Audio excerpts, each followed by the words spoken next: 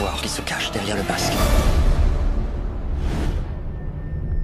Après le succès de Spider-Man en 2002, Sam Raimi revient 2 ans plus tard en 2004 afin de sortir une suite au premier opus, Spider-Man 2, que vous pouvez retrouver sous 2 versions. Il y a la version cinéma dans le DVD qui est là, et la version longue qui est dans ce Blu-ray.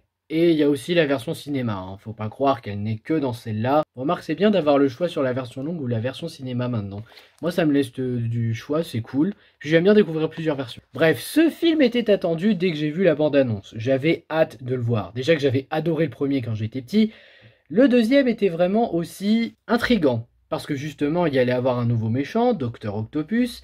Il y allait avoir aussi le fait que Spider-Man perde ses pouvoirs, qui était justement inédit. Moi, je n'avais jamais vu ça avant. Je rappelle que je suivais pas beaucoup de dessins animés de Spider-Man à l'époque, et que les comics et moi, non. C'était niveau 0, j'en connaissais aucun, j'en lisais aucun. En même temps, j'étais petit, j'avais 9 ans quand le film est sorti, hein, donc pardonnez-moi. Bref, aujourd'hui, on se retrouve pour parler de cette suite. Et est-ce qu'elle est aussi bonne qu'on le dit? Eh bien déjà, qu'est-ce que ça raconte? Peter est maintenant un étudiant à la fac de New York. Ce n'est plus un lycéen. Il démarre sa vie d'adulte avec beaucoup de difficultés car il a du mal à trouver un équilibre entre sa vie en tant que Spider-Man et sa vie en tant que Peter Parker, ce qui ne s'arrange pas lorsqu'il apprend que Mary Jane fréquente quelqu'un d'autre. Oui, ça a été une espèce de déclic. La vie n'est pas facile pour Peter, mais c'est encore pire quand il voit qu'il perd de plus en plus ses pouvoirs en tant que Spider-Man. Et un nouveau méchant fait son apparition en ville, Dr. Octopus, qui est déterminé à recréer une expérience qui s'est mal déroulée, parce que c'est tout ce qui lui reste. En gros, c'est l'histoire du film. Et qu'est-ce que j'ai pensé de ce Spider-Man 2 ? Il est encore mieux que le premier. Je suis désolé, moi je le préfère au premier. J'ai vu aussi que beaucoup de personnes d'ailleurs sur YouTube ou même sur Sens Critique préféraient ce Spider-Man dans la trilogie de Sam Raimi. Et honnêtement, je comprends. Même si le Bouffon Vert reste pour moi probablement le meilleur méchant de la trilogie, faut quand même admettre que ce film a beaucoup de qualités. Mais d'abord, on va venir sur les quelques points négatifs que j'ai à redire sur le film. Parce que non, malheureusement, aucun film n'est parfait. Je vais commencer avec le même défaut que le premier film, hein, histoire de mettre les choses au clair.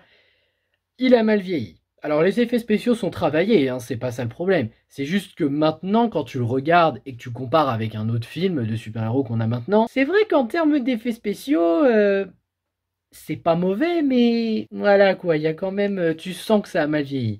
Ça lui donne quand même un petit charme, mais il faut quand même admettre, ça a mal vieilli. Sinon, j'ai juste repéré un moment où ça se répète, genre le coup des sacs de la banque, un plan où Octopus prend des sacs. Ça, c'est un plan qui se répète, mais bon, Michel et Michel en ont déjà parlé, donc allez voir leur émission, ça sera plus rapide. Et enfin, le défaut unique que je donnerais à ce film, qu'il n'y a pas dans le 1, la relation MJ-Peter. Alors attention, je ne dis pas que la relation est mauvaise, au contraire, elle est travaillée, la remise en question par rapport aux deux personnages, c'est bien ça, c'est pas ça le problème. Même le coup que Peter, justement, il perd ses pouvoirs, il se dit qu'il a peut-être une chance avec MJ cette fois, je trouve que ça fonctionne avec le personnage. Moi, je parle des moments où ça part en mode théâtral.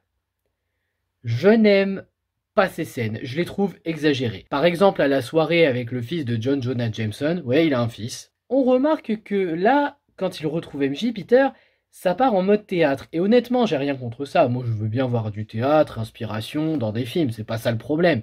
Il y a même des films qui sont des pièces de théâtre, comme L'Avare de Molière avec Louis de Funès.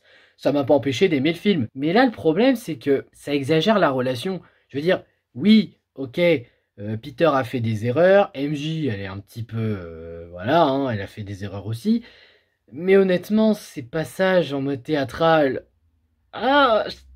je trouve ça un petit peu exagéré pour ce film. À part ça, j'ai pas grand chose à reprocher, le film est réellement excellent, voire meilleur que le premier encore une fois. Alors évidemment, on va commencer avec les personnages, parce que pour moi c'est le plus important en général, avec l'histoire. Peter Parker alias Spider-Man, joué par Tobey Maguire, est un étudiant qui essaye de faire sa vie malgré les difficultés, parce que c'est pas facile d'être un héros. Limite, Spider-Man pour lui, c'est une malédiction. C'est même pas une bénédiction en mode tu peux aider des gens, c'est vraiment une malédiction pour lui parce que justement, lui il ne peut plus faire ce dont il a envie.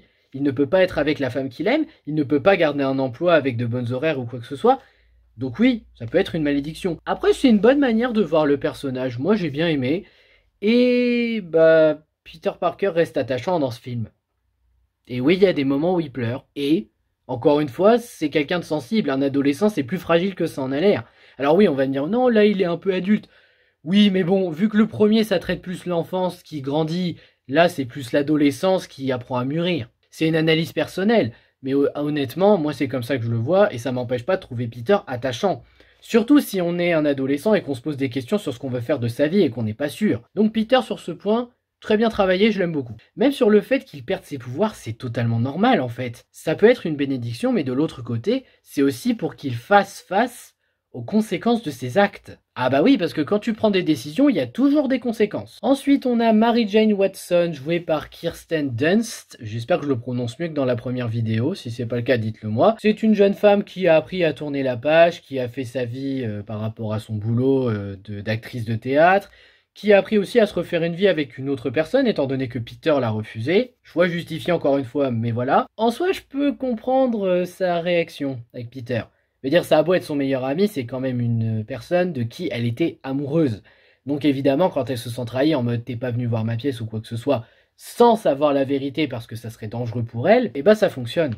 Elle est pas détestable, au contraire, quand tu te mets à sa place et que tu sais pas tous ces détails, tu peux la comprendre. C'était la première fois, ok, qu'il devait venir voir la pièce, mais qu'elle lui en veuille de ne pas être venu alors qu'il l'a promis ou quoi que ce soit quand c'est ton meilleur ami, je peux peut-être un peu la comprendre, même si elle exagère un petit peu. Mais en tout cas, Mary Jane, non, elle est attachante, on la comprend dans ses décisions.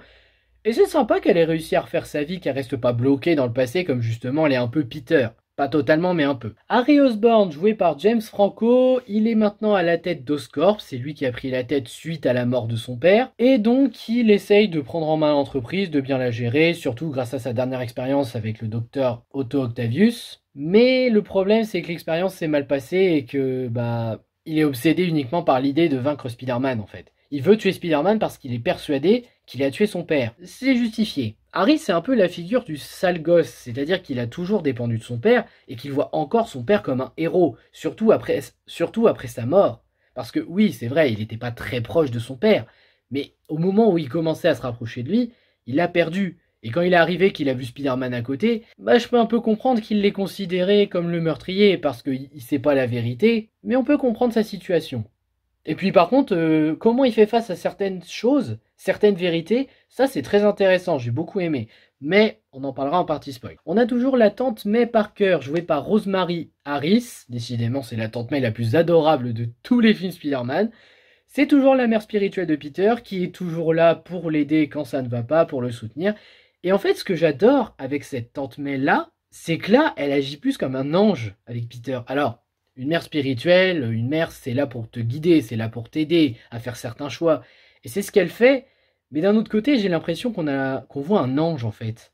Et c'est ça que j'aime bien, c'est que c'est une parole que Peter écoute beaucoup et qui l'a beaucoup aidé. C'est dingue comment les mots de Tante May, dans ces deux films, ça agit beaucoup sur Peter et même sur nous.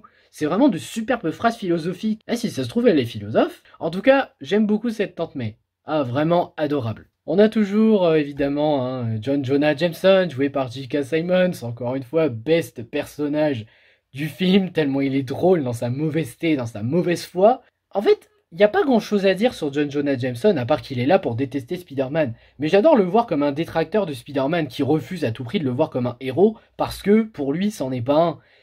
C'est un détail, mais moi j'aime beaucoup. Sinon, là, voilà, il est intéressant, mais c'est pas un grand personnage, c'est juste que tu te disais on pouvait pas faire une suite sans ne pas le mettre. C'est pas forcément un personnage attachant, mais c'est un personnage détestable qui nous fait rire et qui fonctionne très bien. Dans les nouveaux personnages, même s'il y en a pas beaucoup maintenant que j'y pense, on a John Jonah Jameson Jr. joué par Daniel Gill.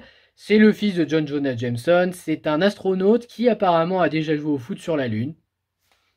Pourquoi pas? Moi je veux bien, après tout. Il est le petit copain de Mary Jane, il veut l'épouser, il est heureux avec elle, ça doit faire un moment qu'ils sont ensemble. Bref, c'est un peu comme un rival en fait. Mais c'est pas un rival qui dit à Peter oui, t'as vu, je t'ai piqué ta copine, tu l'auras plus jamais. Ah, ah, ah. Non, justement, lui c'est un rival, mais c'est un rival naturel. C'est MJ qui l'a choisi, il a rien fait justement pour qu'elle le choisisse lui, plutôt que Peter. Et c'est ça que j'aime bien avec ce personnage, c'est que il est attachant dans sa manière d'être. On peut comprendre pourquoi Mary Jane est tombée amoureuse de lui. Après, bon, je peux pas nier que j'ai un peu de peine pour lui à certains moments, mais honnêtement, je trouve que c'est un bon personnage attachant. Même si on le voit peu et qu'il a pas un grand rôle à jouer. On a aussi Rosie Octavius, jouée par Donna Murphy. Alors, c'est la femme d'Otto, évidemment. Elle est là pour le soutenir, pour l'aider à se sentir mieux parce que justement c'est son bonheur. Bon, vous savez, hein, l'amour c'est la plus grande voie du monde, on sait tous. Sauf que quand elle est morte, bah il y a un monde qui s'effondre. C'est triste. Mais en même temps ça se comprend. Sinon Rosie, non, elle était attachante, je l'aimais bien malgré le peu qu'on la voyait. Ça marche. Et enfin on a le docteur Kurt Connors joué par Dylan Baker qui est pas un personnage essentiel du film, mais que je trouve quand même intéressant de voir juste dans ce film. Parce que c'est un professeur qui pense à ses étudiants, surtout à Peter qui est son meilleur élève, et qui veut faire de son mieux pour l'aider justement à progresser, parce qu'il est en train justement de baisser sa note. Ouais, bah oui, hein, c'est le problème d'être Spider-Man, c'est que tu peux pas gérer tes études en même temps non plus. Donc Kurt Connors, oui, c'est un professeur attachant qui croit en Peter et qui a envie de l'aider. C'est un petit personnage, mais ça fait plaisir. Et puis ça fait un bon clin d'œil aussi maintenant que j'y pense à l'univers de Spider-Man. Alors évidemment, je veux aussi parler, avant de parler d'autre chose, du méchant Otto Octavius, Docteur Octopus, joué par Alfred Molina. Alors faut savoir qu'Alfred Molina, moi je ne le connaissais absolument pas avant ce film. Finalement, je l'ai découvert dans certains films, comme dans Deadman, il joue un petit rôle mais il était sympa. Et là, il fait un méchant de comics. Il fait le Docteur Octopus. C'est un scientifique qui fait de son mieux pour faire ses expériences parce qu'il fait ça par amour de la science. C'est d'ailleurs l'idole de Peter, j'ai oublié de le dire, mais c'est un professeur attachant qui fait de son mieux pour ses expériences. Cependant, quand ça tourne mal et qu'il a perdu les raisons qui le poussent à faire ce qu'il fait, à savoir Rosie, là il devient un super méchant dont tout ce qu'il reste, c'est son expérience qui peut détruire la ville. J'ai envie de dire en même temps, il est guidé par des bras mécaniques qui lui disent quoi faire dans sa tête vu que la puce a été détruite. C'est pas vraiment étonnant qu'il vire en mode je vais détruire le monde sans le vouloir. Et encore même pas, lui il pense que c'est par amour de la science qu'il va le faire. C'est ses bras surtout qui disent ouais on va détruire le monde, haha. Et bah c'est des machines.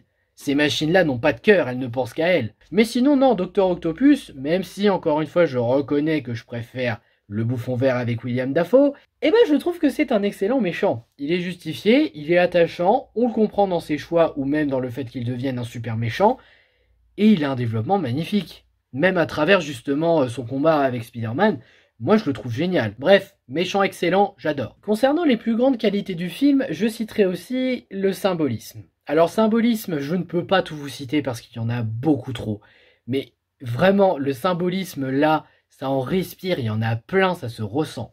Ce que représente Spider-Man pour Peter et la ville, ce que représente Mary Jane pour Peter, ce que représente Rosie pour Otto Octavius. Bref, je vais pas tout vous citer, il y en a beaucoup trop, mais honnêtement, le symbolisme est magnifique. Je me permettrai juste les bras mécaniques d'Otto Octavius. On peut dire que c'est les espèces de démons, vous savez, les mauvaises consciences sur votre épaule qui vous disent « Ah, il faudrait que tu fasses ça ». Moi, je les vois comme ça. Là où Tante May, par exemple, c'est plus un ange d'épaule. Ouais, comme Kronk, un ange d'épaule. Pour Peter, qui justement fait les bons choix grâce à elle. J'aime bien ce miroir, ça fonctionne. Sinon, j'en ai pas parlé, mais la dichotomie, encore une fois, est géniale. Bon, elle est pas aussi puissante que dans le premier film. Mais là, ce qui est bien avec la dichotomie, c'est que Spider-Man apprend justement à faire les bons choix malgré qu'il soit égoïste, pour au final avoir une superbe évolution qui lui fait comprendre que Spider-Man, oui, c'est une malédiction, mais ce n'est pas à toi que tu dois penser, c'est aux autres.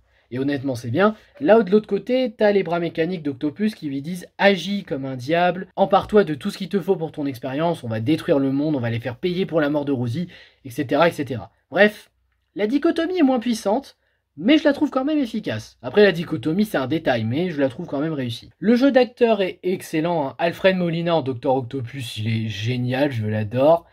Et même les acteurs s'en sortent bien. Tobey Maguire, James Franco et Kirsten Dunst s'en sortent vraiment bien. Les nouveaux s'en sortent bien aussi. Bon là je serais incapable de vous citer le nom des acteurs, des personnages secondaires. Mais honnêtement ça fonctionne aussi, ils jouent assez bien. On a un générique franchement magnifique, voire même encore plus beau que le premier. Le premier, ce que j'aimais bien, c'est que ça jouait avec le mystère, le fait qu'on n'ait jamais vu Spider-Man et le bouffon vert, et que justement ça joue avec ça. Là, ce générique, c'est un résumé du premier film, mais avec des illustrations comme si c'était un peu des fan-art, des comics, mais super bien fait, super joli. Si, il y a des livres comme ça qui ont été faits, des graphic novels je crois, ou des graphic art, mais en tout cas c'est très beau, j'aime beaucoup, et ça permet de résumer le principal du premier film, afin que tu puisses regarder ce second film sans être perdu. Rien qu'avec ça, déjà, ce film a un gros avantage. Les musiques sont toujours aussi exceptionnelles. Danny Elfman, encore une fois, à travers la musique, il arrive à raconter tout ce qui se passe. C'est magnifique. Toutes les musiques sont excellentes, je les adore. La mise en scène est également excellente, elle est travaillée. Chaque plan arrive à raconter quelque chose sans qu'on ait besoin de dialogue. Et surtout, ce que j'adore avec la mise en scène, l'action. Ça a même donné place à probablement la plus belle scène de bataille de Spider-Man. Tout film confondu. Non, non, non, me sortez pas les drones mystérieux, nanana, non, ça vaudra jamais, mais alors jamais, la séquence avec le train. Tu peux pas faire plus cool que cette séquence. Il y a des petites scènes un peu horrifiques comme dans le premier film, Sam Raimi s'est un peu éclaté avec ça. Ça fonctionne, ça m'a pas donné forcément de faire de très gros cauchemars maintenant, parce que bon, je suis très difficile à faire peur, mais à l'époque ça m'avait donné quelques cauchemars quand je dormais, ouais. Ah, je me souviens encore de ces bras qui m'attrapaient et qui allaient me... Oh. L'évolution des personnages est intéressante, surtout celle de Peter qui justement doit apprendre à mûrir et à accepter les responsabilités qu'on lui a fournies malgré les difficultés. Oui, parce que c'est un peu ça le centre du film aussi, c'est Peter qui doit accepter pleinement les choix qu'il a fait dans le premier. Il y a de l'humour assez efficace, j'ai pas mal de fois rigolé ou souri. La voltige est vraiment très bonne, encore une fois c'est prenant de voir Spider-Man se balancer toile en toile sur les buildings. Ah, c'est vraiment génial, j'adore la voltige de ce film. Les costumes sont toujours de très bonne qualité. Au passage, je crois, il me semble, si je dis pas de bêtises, que le costume du Dr Octopus n'est pas comme celui du comics. Et je vais dire une chose honnête, je m'en fous. Franchement, pour un live, je trouve que le Dr Octopus a un costume adéquat. Eh, maintenant que j'y pense, Ben 10 Alien Ultimate Alien, il y a un méchant qui a un design similaire. Ah, ils se sont peut-être inspirés d'Octopus. Enfin bref, je m'égare. L'action est prenante, l'univers est plus étendu tout en étant intéressant à suivre. Le caméo de Stanley, encore une fois, je l'aime beaucoup parce que là, il agit encore en héros en sauvant quelqu'un. Comme quoi, on n'est pas obligé de faire un caméo très voyant. Ah non, mais il y a des caméos voyants qui fonctionnent bien. Juste, on n'est pas obligé d'en faire des très voyants parfois pour faire des bons caméos. Mais j'ai pas dit que les caméos Stanley étaient mauvais en général, ça dépend des films. Les effets spéciaux sont très bien travaillés, il y a des moments inattendus qui sont assez sympathiques, des paysages de très bonne qualité, une tension assez efficace, une émotion qui donne pas forcément envie de pleurer, mais qui est quand même assez prenante. Il y a des moments, l'émotion, j'étais en mode, ah oui quand même, c'est beau à voir, c'est pas excellent, mais c'est beau. Des décors de très bonne qualité et une fin que je peux pas parler ici, mais que j'adore énormément et je vais expliquer pourquoi dans la partie spoil. Donc déjà, je vais commencer par un des plus gros points spoil, donc il faut que je parle, la découverte de l'identité de Peter. La bande-annonce avait mis le mystère sur est-ce qu'Harry va vraiment découvrir l'identité de Peter Parker. Et au final, oui. Harry apprend la véritable identité de Spider-Man et Mary Jane aussi. Et honnêtement, leur développement après est tout à fait justifié. En fait, pour expliquer, Harry, en voyant ça, il se pose des questions. Il se dit, est-ce que je dois vraiment faire payer Spider-Man alors que c'est mon meilleur ami sur qui j'ai toujours compté toute ma vie, même si je l'accuse du meurtre de mon père, ou est-ce que je dois vraiment me dire que ça n'en vaut pas la peine? Et c'est ça qui est bien justement, c'est qu'il est hanté par l'esprit de son père qu'il voyait comme idéal, et qui pourtant était encore le bouffon vert. C'est pour ça aussi d'ailleurs qu'on le voit dans le reflet du miroir et qu'il lui dit « Venge-moi, venge-moi », parce que c'est comme ça que le voit Harry dans sa tête. Quant à Mary Jane, bah grâce à ça, elle comprend pourquoi elle ne pourra jamais être avec Peter, mais elle prend la décision d'être avec lui quand même malgré tout. Moi je trouve ça beau, parce que justement Peter lui a dit qu'il ne voulait pas, mais il ne l'a pas imposé malgré qu'il rêve d'être avec Mary Jane et qu'il connaît les dangers. Là où Mary Jane lui dit « Je sais que je serai en danger en étant avec toi, parce que tu es Spider-Man, mais je veux quand même affronter ces dangers avec toi. Je m'en fiche. » C'est une belle preuve d'amour, franchement. Et après tout ce qu'ils ont traversé, tout ce que Mary Jane a partagé avec Peter, c'est vraiment beau de voir ça. Je voudrais revenir sur une scène en particulier, le sauvetage de Peter. Alors quand je dis le sauvetage de Peter, je ne parle pas du fait que Peter se fasse sauver. Non, c'est plus lui qui va sauver quelqu'un. Parce qu'en fait, je suis tombé sur quelqu'un, sur Facebook, je ne citerai pas son nom, je ne mets pas la publi, hein, je ne suis pas une balance. Mais en fait, cette personne m'a dit, dans les commentaires, Peter, à la base, ce n'est pas un lâche. Mais il est pas lâche dans cette trilogie. Je veux dire, quoi, il est lâche parce qu'il va pas aider un gamin qui se fait agresser par deux voleurs? Oui, c'est un petit peu de la lâcheté. Mais en même temps, attends, t'es quelqu'un qui n'a pas de muscles, qui ne sait pas se battre, vraiment, qui ne comptait que sur tes capacités en tant que Spider-Man. Tu crois vraiment que tu foncerais dans le tas quand même? Pour au final vous faire dépouiller tous les deux? Tu sais quel est l'idiot qui a fait ça? Ben 10. Il a fait ça dans le premier épisode, il a essayé d'aider, et ben au final ils se sont fait tous les deux qu'elle bute sur l'arbre. Donc au bout d'un moment, ok, c'est un petit peu de la lâcheté, je le reconnais, mais il faut peut-être un peu réfléchir en se mettant à la place de Peter aussi. Mais concernant le sauvetage de Peter, moi je parle surtout du moment de l'incendie. Parce qu'en fait, il y a une scène qui peut sembler incohérente, c'est le fait que la gamine tire juste un doigt de Peter alors qu'il est en train de... il est sur le point de tomber mais il est en train de remonter, et qu'au final, il arrive à remonter grâce à elle.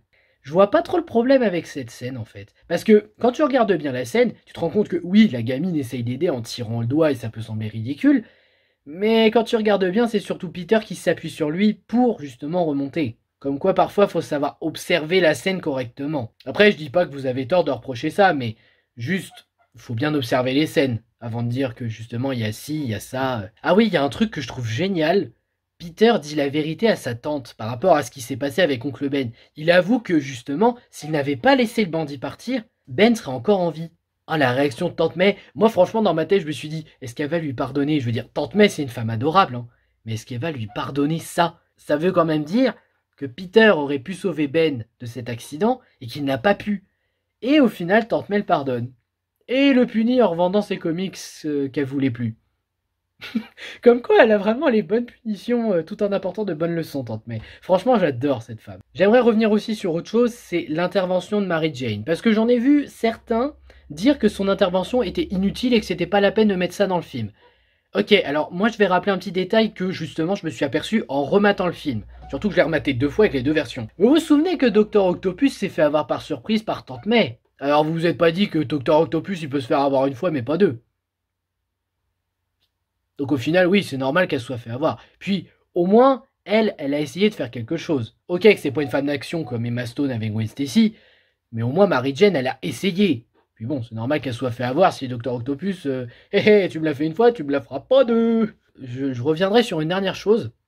Est-ce qu'on peut parler d'incohérence par rapport au bureau de Jameson qui a changé, alors que c'est toujours le même Daily Bugle? Alors, oui et non pour moi. Oui, en effet, on peut le dire, parce que le bureau était pas pareil dans le premier film. Mais quand même, je dirais non, parce que je rappelle que les bureaux ont été un peu détruits par le bouffon vert dans le premier film, et qu'on n'a pas revu le Daily Bugle après ça. Donc, moi je pense personnellement qu'ils ont pu reconstruire les bureaux d'une autre manière après l'attaque du bouffon vert. Ça peut quand même être vu comme une incohérence. Mais personnellement, moi je me dis que la construction est différente exprès. Et puis c'est moins flagrant que dans le 3 comme on le verra dans la prochaine vidéo. Voilà, donc au final j'ai pas grand chose à ajouter. Je sais que la critique est longue, hein, je m'excuse, mais j'avais beaucoup de choses à dire sur ce film. Alors ce Spider-Man, excellent. Matez-vous ce film, vraiment, c'est le meilleur Spider-Man en termes de film que j'ai jamais vu. Je vous conseille vraiment de le regarder si ce n'est pas déjà fait. Et sinon, je vois pas trop ce que je pourrais rajouter. Je veux dire, j'ai tout dit de positif, j'ai dit du négatif que je pense. D'autres que je trouve un peu exagérés comme défaut parce que c'est vraiment du chipotage. Oui, bon, c'est vrai que moi aussi je chipote sur certains films. Mais j'ai quand même des limites. Mais dans le cas ici présent, non, ce Spider-Man, excellent. Alors j'ai qu'une chose à dire, regardez-le. Voilà, c'était mon avis sur Spider-Man 2. J'espère que ça vous aura intéressé. N'hésitez pas à liker, à partager, à vous abonner. Et je vous dis à bientôt pour de prochaines vidéos. Ciao!